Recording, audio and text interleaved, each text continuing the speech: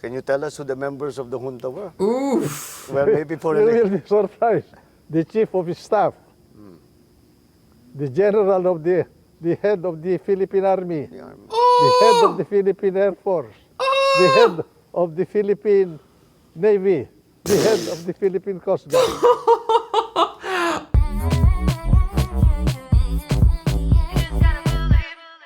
Kumusta? Mabuhay, magandang gabi, and maligayang pagbabalik sa Music Game News. Ako po si Ovela. I am your host, Ovela, and yesterday I reacted to episode 1 of the interview between ENRILE and BBM, aka Bongbong Marcos. And I've learned a few things, and I thought it was super interesting, and it made me want to watch episode 2 like crazy. And I told you that if I got positive reactions from you guys and a lot of likes and everything, that I would react to episode 2. And in fact, I did. As a matter of fact, a lot of you actually contacted me on Instagram to tell me that you were waiting for episode 2. So I am here to react to that. Alright, so no surprises. The title is ENRILE, A Witness to History, episode 2 from Bongbong Marcos. Let's read the description of the video just like we did yesterday. Soon after winning the French Revolution, Napoleon Bonaparte said that history is the version of past events that people have decided to agree upon. It's so weird for me to read the name Napoleon Bonaparte with the English accent, because I grew up reading it with the French accent because I went to the French school, you know. So when I was taught about Napoleon Bonaparte, we would pronounce it in French, you know, and in French you would say Napoleon Bonaparte, you know. Hold on to your seats as you listen to former Senate President Juan Ponce ENRILE's version of what truly happened during the EDSA revolution. So, of course, you guys contacted me to clarify a few things. And you told me that ENRILE was kind of the perfect person to interview because he actually worked with Ferdinand Marcos, but also worked with the next president. The woman? I forgot her name. But yeah, so some people are saying that he betrayed Ferdinand Marcos. I don't know if that's true, but he basically worked with both camps, you know. So he is well positioned to know which leader was best, you know. Also, you guys explained to me what EDSA was. So yeah, EDSA means Epifanio de los Santos Avenue. This is where the people who were convinced that Marcos was evil gathered and marched to oust Marcos. And Cory Aquino was a woman. So yesterday when I heard them say she, I was like, wait a minute, the next president was a woman? That is impressive to me. There aren't many female presidents in the world. So this woman became president a long time ago, and I think that is extremely progressive.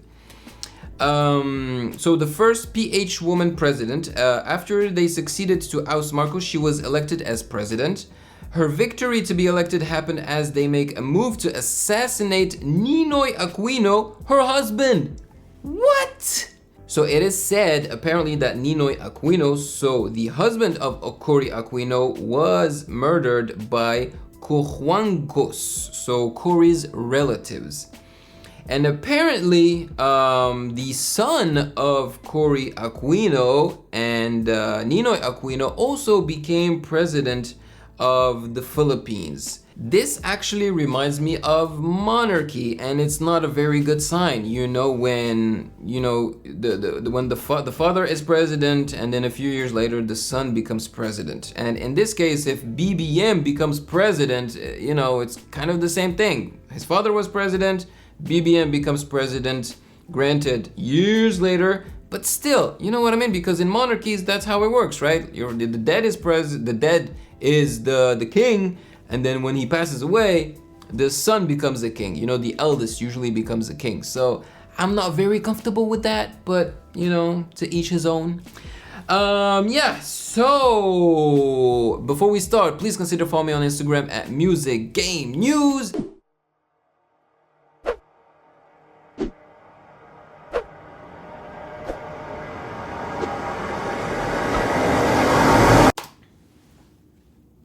You know, the people are amorphous and they're open to propaganda.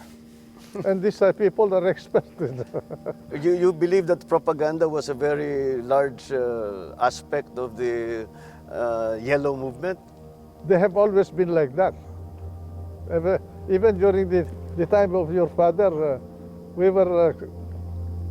They have people in all the media outlets. In your view, has the role of the media increased or decreased over the years? Increased. Actually increased, especially with the speed of communication now.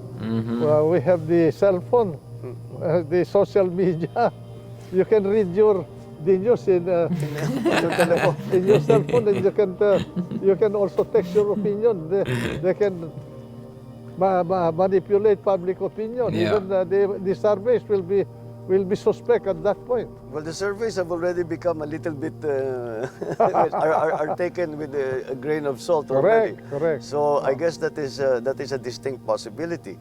So despite the fact that all of these things, the performances of those who ally themselves with the yellow group have been dominant, do you feel that dominance will still for the last 30 years? Do you think that dominance will continue? I do not know whether they're dominant. But Well, not now, but they have been. you know, if they have a smartmatic.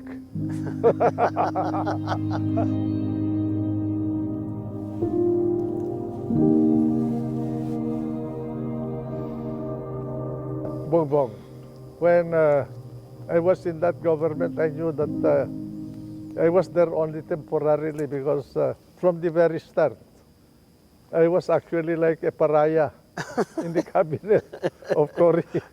Why? Yes, because you were considered the main implementer of martial law. And I think...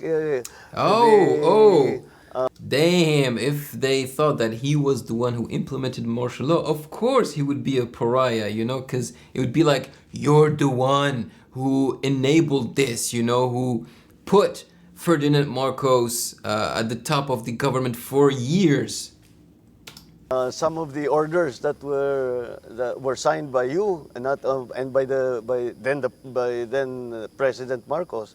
So kayo talaga ang sinisisi doon sa martial At law. saka, hindi lang yun eh. 1 month after your father departed, I thought he will reopen the Batasan Pambansa. No, he did not reopen. What she did was to consolidate power unto herself by writing her own revolutionary constitution and assumed the powers, the executive power and the legislative power. The only thing she left was judicial power. In the face of all of this, I think we come to the question: how did you think Cory did as president? Good Did you question. think she wala Well, kami I dito, must so tell hindi you namin that, alam masyadong. So how long did she stay in power, Cory Aquino? 4 years, 5 years, or did she have two? I forget the 2 terms. There you go. Or did she manage to stay 2 terms? Mga detalye. You know, Bongbong, having been involved in the cabinet of President Marcos, I love how Enrique talks. You know, he talks like he's your grandfather. You know, Bongbong, let me tell you a story. I'm not saying this to denigrate anybody. I was dismayed when in my first cabinet meeting with Cory. He did not make any decision. He will say, oh, Tito, Gingona, Tito, ikaw naman magsalita. Mon, ikaw magsalita. Oh, Adoy. Ganun. Well, no decision. And I realized finally, personally, I'm sorry to say this, but I realized in that first meeting that I had in that cabinet, that the president that succeeded Jordan did not know anything about governance. Oh yeah, oh my god, yeah, this was the teaser at the end of episode 1. Ooh, that is harsh. And it showed afterwards. Well, it wasn't. He was the ones governing the country was not Cory. Other people who were around her. Yeah, this reminds me of my country, unfortunately, Algeria, after our, so now past President Abdelaziz Bouteflika, who passed away like 2 weeks ago, I think. You know, he became ill, couldn't do anything, you know, just the people around him were basically governing the country, you know, and that's very unfortunate. Well, it's not surprising because if you look at her record, she has no experience or even inclination, as far as I could tell, for government work or public service. Then why did they elect her? Well, I do not know whether it is true that she was very fond of playing mahjong. Well, since we've come to the subject of Cory Aquino, and I guess that brings us to EDSA.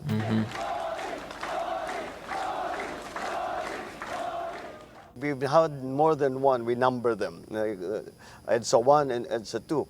But this popular uprising has become already a part of the political narrative or the political, the political methods of unseating a government or bringing a government down.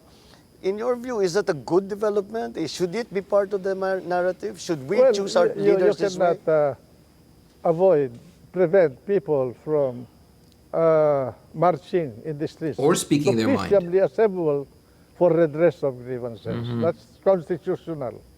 But in the case of the first EDSA, the question is why EDSA? Who decided that the event must be in EDSA? Cory did not decide that. None of the Liberal Party people decided that. They were all gone. They were in Cebu. While the drama in Manila was unfolding, Aquino was in the southern city of Cebu, continuing a post-election campaign advocating civil disobedience. It was there because we went to... How long before Cory Aquino became president that her husband was killed? Camp Aguinaldo. Yes, right. And that is where the confrontation took place. Now, as far as we were concerned in the RAM, we never... In the RAM? What's the RAM in this case? The only RAM that I know is random access memory, you know, which is related to computers and technology. planned to involve the people. It was plainly, purely a military action, but with one condition, that we will not harm the president and his family. It just happened that it burst that day because of things that I do not want to discuss now. No? But why? Involving a group of generals who had also a political plan. I do not know whether your father, I'm sure your father did not know, or your mother. But they had a political plan for the country. To establish an alternative government. From my point of view, I had to do something about it at that point in our history because I was involved with the military. I was the head of the Department of Defense. I did not involve the generals of the military because they were involved. And so I had to work with young people in the military who were idealistic enough to agree to protect the interest of the country and the Filipino people without involving the people themselves. You see? But God was with us because that event... It's not very clear. Like, he needs to go into details, you know, for us to understand what happened. You know, this is too broad, you know, the way he's telling the story here. Turned without any bloodshed, turned out to be bloodless. No? Yes. Oh. Because because your father restrained himself. I understand you gave them orders to wait. I told them to wait because there are massing civilians near our troops. and we cannot keep on withdrawing. They asked us to withdraw yesterday. When I talked to Mr. ENRILE, he said, you talk to you, we withdraw a little. My order is to disperse We the cannot withdraw all crowd the time, Mr. President. We without must. shooting them. No, hold on. You disperse the crowd without shooting them. I remember many of his advisors at the time in the palace, when we were observing what was happening in the camps with you and General Yeah. Ramos. Many were advising him to Yeah, I read the book attack. of To actually shoot. Armisa, Oo. no? But, And I saw the restraint of the president as gleaned from that book. And I saw also the folly of our plan to assault the palace. If we assaulted it, we could have been massacred. Because at that point you were prepared already. we were very well prepared. Ito, I think it's the first time we are able to talk about it. We would have Wow. been massacred there, you know. In fact, Wow, basically it could have happened completely differently, you know, like both camps could have fought each other. And like he said, and really like maybe he could have died because the camp of Ferdinand Marcos was actually very prepared, you know, to fight back and shoot. Yikes. But thankfully, it didn't happen that way, and now they're sitting one in front of each other, well, one in front of the other, talking about what happened, trying to clarify things. Woo! in But fact, I think there was a guiding hand that more or less controlled that event. By the way, I did not know that your dad was sick. Huh? If you remember, I went to the palace. I do not know whether you heard about this. July of 1985, I was resigning why were you resigning? because some people reported to the president that my men in the Department of Defense were scaling buildings at night. It was true that we did, but that was in connection with his instruction to me to organize an anti-terrorist group unit in the Department of Defense. Okay. So on that basis, you thought that you did not, you no No, longer. they were saying that you were planning something, although, to be truthful, at that point we were organizing because I received an information that there was a military junta and that I was supposed to be executed by that junta. Oh, damn. So, yeah, he was looking out for his ass, right? Military junta? What does junta mean? Oh my God. It's getting more complex. If something happens to your president, I did not know that the president was sick at that time. Why were you on the kill list of that Yeah. junta? Why are you the declared Probably because I was a enemy? hindrance to their political objective. So unbeknownst to many or most people, there was a plan for a military takeover already. Correct. And the junta was already organized. Yeah. Can you tell us who the members of the junta were? Oof. Well, maybe for You a will be surprised. The chief of his staff, the general of the head of the Philippine Army, the army. the head of the Philippine Air Force, the head of the Philippine Navy, the head of the Philippine Coast Guard. All the most powerful people, basically, the head of each department. What? Yo, he drops bombs. Those were the members of the junta. How were they going to take over the reins of power? According to the information I received, if your father died, they were not supposed to announce it at all. They will keep it away from the knowledge of the public. They will invite all the members of the cabinet in the name of your father for a cabinet meeting. And once we are in the palace, we will be quarantined. But in my case, I will have to be executed. Oh my God. This is something that, again, I don't think maybe this is the first time that this information has seen the light of day.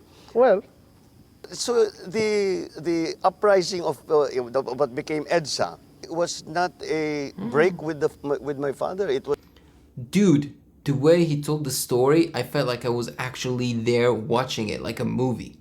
As an opposition to this junta. Correct. But it just happened that on the day we went to Aguinaldo, we were already going to be arrested by the presidential guards Well, because they... because of the information that you got, that the palace got. And naturally, we had no other way except to defend ourselves. I think it reached a fever pitch when you were barricading, because I remember those helicopters, those very famous photograph of the helicopters landing on the roof and unloading firearms and military equipment. And nagbarikada na sila, That was the magbabarricade na. helicopter of... ng army. No, Yung that mga was, Huey. That was the helicopter assigned to the Secretary of National Defense. MND yun. I see. Yun na nga. That was the helicopter I was using. But they came and the photographs were Correct. published of them unloading firearms, Correct. unloading military Correct. equipment, communications equipment. And the assessment in the palace at the time was that this is the beginning of a coup d'etat. But we had information beforehand that there was going to be an attack on the palace. Correct. I received the information. But So coup d'etat is, when the population, basically decides to retire, if you will, the person in charge of the government. No more. We don't want you in governance. Get out of here. Okay. there was no plan to harm the president. That is what Well, okay, but the junta people wanted to kill the president and Enrile. Greg Honasan also told me when we talked about this long after the actual That events. was our common agreement. And Minister ENRILE commandeering the complex that's housing him, for younger. the Ministry of Defense. Well, Tito, I have been all this time since 1986. I have been wanting to ask you a question, and I have never found the opportunity to do it. And I think this is a good time. Yeah. After all that happened in EDSA, after all of this uprising, etc., nandun na kami, dinala na kami sa Guam and then eventually to Hawaii. Bakit hindi kayo ang nagpresidente? You knew the characters that were involved, and you... What does that mean? Bakit hindi kayo ang nang presidente? Why didn't you become president? Maybe that's what it is, right? were much more qualified than any of them. There you go. Yes, I was right. And you were much more qualified than any of them. You know what? Like, 5 minutes ago, I actually wanted to ask you guys that question. Enrile seems like a good fit to become president. You know what I mean? I like the way he speaks. I like his character. I don't know. I have a good feeling about Enrile, from this interview. So, and since he worked for both camps, I feel like he is the right dude, to actually become president. But I don't know. I don't know. I don't know. Your dad was giving me the government in the morning of Tuesday, February 25. I remember, Tito, I was there when he made the phone call to you. Correct. What? He was asking me to ask Cory to postpone her taking. No way. But I told him I would try. Bongbong, I did not intend to take over power in the first place. But while I was inside Camp Aguinaldo, Camp Crame, I was thinking about what will happen. And I said, if the military will take over, I will involve the country into a possible civil war. Because the election was just finished. There is a big block of votes that voted for Cory. There was a big block of votes that voted for your father. And I was not exposed to the electoral process at that point. I'm sure that if the military took over and I assumed power, I will have enemies inside my military organization also. Then there is a possibility that the two forces that fought in that election will combine. Combined. I think he also knew he would lose maybe, and also he was afraid for his life. To, Was that likely? it's possible. I suppose yung tropa namin and those who were opposed to you within the MND Yeah. center. And then you have the bulk of the military at that point, who did not know where they will situate themselves.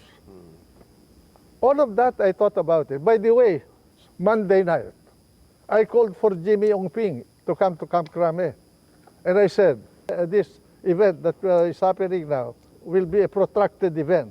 Let us organize a provisional government to handle the running of our revolutionary government. I said I proposed 5 cabinet positions: just defense, finance, local government, justice, and foreign affairs.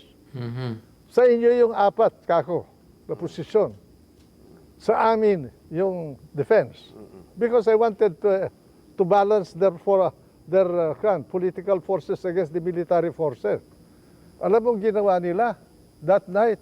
That is where I started to suspect them. They filled all the positions in the cabinet. They organized their own cabinet. But you had an agreement previous to that. I had an agreement with Jimmy Ongping. Ay kako, hindi po na mga totoo na tao na itong kausap ko. Yes, it's always been a mystery to me because you were positioned perfectly to take over the reins of power. Exactly. And we were agree. all a little surprised watching this again from far away. And we were saying, for sure, I'm sure, si Minister... I was afraid not for There you go, he was afraid. but for the country that it will cause a bloodbath. Oh, I don't know if I trust that. I mean, I know he was probably afraid for the country, but he was also afraid for himself. Come on, man. Come on, man. I think you were similar in thinking to my father because one of the reasons, and I asked him this directly, is that why were you so hesitant to use force in 1986? Nung talagang papasukin na yung palasyo, binobomba na tayo, binabaril na tayo, ganun. Why were you not, marami naman kaming tropa, we were very well prepared. Because as I said, we received the information of an imminent attack on the palace 1 week before. You and General Ramos went. He had spies, that told him that there would be an attack way beforehand, man. I guess he didn't want to attack because he loves the people. He did not want to kill Filipinos. To Crame and made your stand in Crame. So we had the chance to prepare. So we were wondering why did we not fight back with force?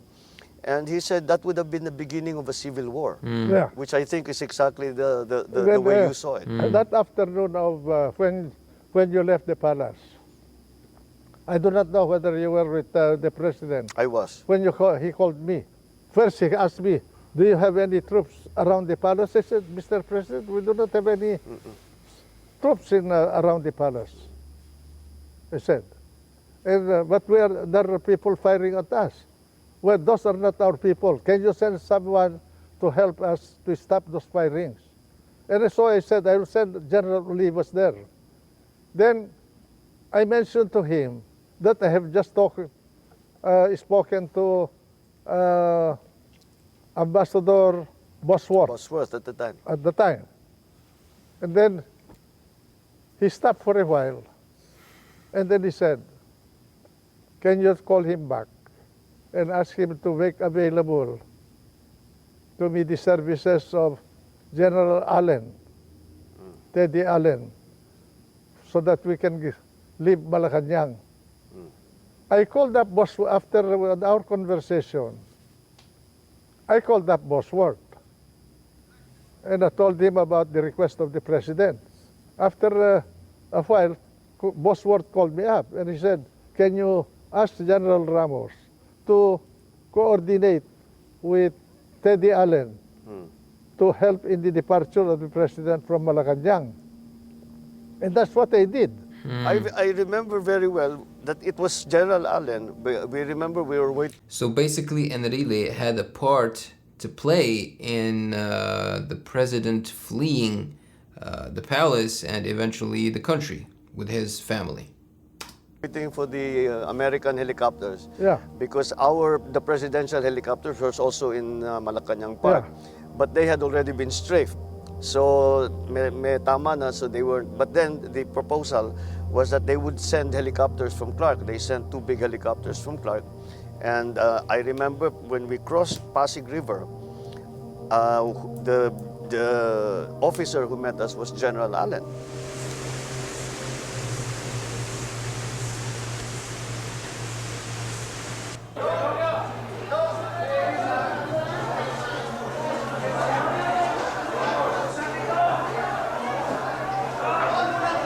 What's going on?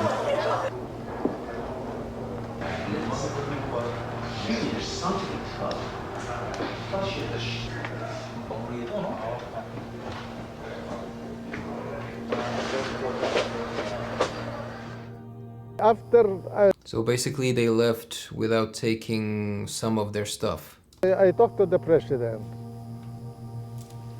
I wrote to Wakwak, to the house of Josephine Cojuangco, the sister of Cory, because that's where she was.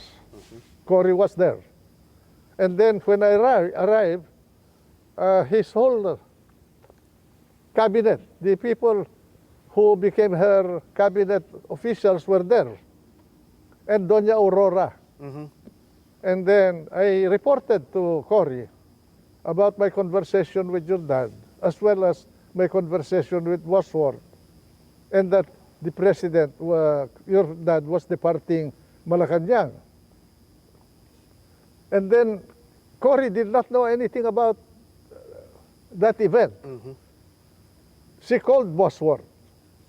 And then I remember Cory saying, shouted over the phone, "No, I do not want him here. Yes. Take him out." That's it. I remember that. Yeah. I remember that. That was in the middle of the night already. We were already in Clark. The Americans were still did not know quite what to do with us. The original arrangement is that we will be flown to Ilocos. Cory requested that from Bosworth when I made the report to Cory. And because of the interregnum, the gulo at that point, probably the transmission of the information to the operating units of the American military was delayed. Well, we were awoken. Well, we hadn't slept, but it was in the middle of the night. I remember General Allen asked to see my father, and I said that he's resting and he's not in the best of health. And what is it about? And he sat us down and he said that we were surrounded by NPA forces. And that there were 2 columns of NPA units coming. There were no NPA. Well, that was already, they misinterpreted the Poway to Hawaii. that was what eventually became the joke. On that basis, they said we have to fly you out immediately. And instead of going to Poway, and the excuse that was given was that we cannot fly to Poway because Poway does not have lights to land in the middle of the night. Because, you know, I knew that your dad had an intention of going up north. Because in the morning of Tuesday, he asked, if I go north, do you think I'll be protected? Of course, I told him. And if I get out of the country, can I come back? And of course, Mr. President, you are a president of the country, you are free to come back to the country. Those were my answers to him. Oh. So it was very much a decision at that time na ayoko dyan. Basta get him out of the country was then Cory's decision. Siguro sabi ni, nakinig sila kay Cory, yung mga Amerikano, because sabi niya, peremptory yung kanyang sabi. No, I do not want him here. I take him out of the country. Well, that seems to be the same report that we got, and actually, eventually, the Americans told us that we were actually said the instruction was that not to be brought anymore to Ilocos, but to be taken out of the country. Wow. So Tito, let's take all of this now. I wonder why Cory did not want the former president to stay in the country at all. With this, Even if he was not the president anymore. Maybe she felt like he had too much influence when he was in the country. this is the foundation of all of the as a historical background, context. The history was totally distorted. Totally to favor distorted. one group. And it is unfortunately continuing. That is why exercises Yeah. such as these are And, important. Little by little, the truth will come out. Well, I I'm glad guess so. that you have asked me to join this conversation so that at least we can somehow correct the distortions of history. I Distortions. am very grateful to you. And I'm Tito, willing to challenge anybody here in this country to debate with me about the event. Well, Tito, your knowledge and your perspective is based on actual experience and actual facts. I think that is the difference between you I did not and those that manufacture have been facts. challenging you. I have not lied to the people. I have not manipulated. Well, maybe so, but we don't know how accurate his memory is, you know? Because, I mean, he is of age. The events. I dealt with them as I faced them. Well, Tito, on that note, I Thank think you. I know it is for me to thank you for allowing welcome. us a view into the Anytime, into- any place, I'm always at your service. Just tata. Thank you very, very Magkanyaman much. lang. Wow, I actually preferred part 2, episode 2. It was a lot more insightful and interesting. I think they should do this more often. I honestly think, I mean, BBM, he does not have to do it himself, but I think there should be more interviews like that, you know, interviewing people that were involved in everything that happened around that time and ask them to share, you know, their thoughts and experience and all that, just so that, you know, the public knows exactly what happened, to clarify things. So, hey, I'm not taking any position. I'm not gonna tell you, hey, I think this is true, I believe them, or no, I don't believe them, it's fake. There is no way for me to know. You know, I live very far away from the Philippines, so only the people close to this event know exactly what happened. So yeah, I'm just here to inform myself. To be honest, episode 2 felt like a movie to me. I could actually see the scenes, you know, in the palace and the helicopter and the army basically surrounding the palace and all that. It's unfortunate, you know, that happened and all that, but let's just believe that things will get much better in the Philippines and that a good president will be elected once more. I believe that Duterte did a lot of good things, you know, during his term, so hopefully that continues. What I also want to know, and there is also a big interrogation about this topic, is the gold, the Marcos's gold, you know. I think they should have another interview like this, but this time it would be the other way around, right? So it would be just a TV host or a journalist asking BBM or his mother, if she's still alive, about this gold, or people that know about this gold, and ask them if it's real and all that, you know, because yeah, people are interested by you know, Ferdinand Marcos and his son and family, but they're very interested in also apparently the money that they stole and the gold and all that. So yeah. That was a lot of information to take in, but yeah, so thank you for joining me. Let me know in the comment section below your thoughts on all of this. If you contact me on Instagram and you see that I see your message and don't answer, it's because I really don't have the time, and it's also because Most of your messages are very similar because you're basically just either answering the questions that I asked during my videos, or you're just giving me, you know, information about the whole situation. But a lot of your messages are very, very similar. Yeah, so maraming salamat po. Thank you so much for joining me. You guys are the best, and I told you I was gonna react to these videos, and I did. Have a great day, stay safe, and I will see you in the next one. Peace. Thank you for watching. Subscribe here, and please like the video to show your support and appreciation for my work, and turn on the notification bell to be poked for future content. Yayayum!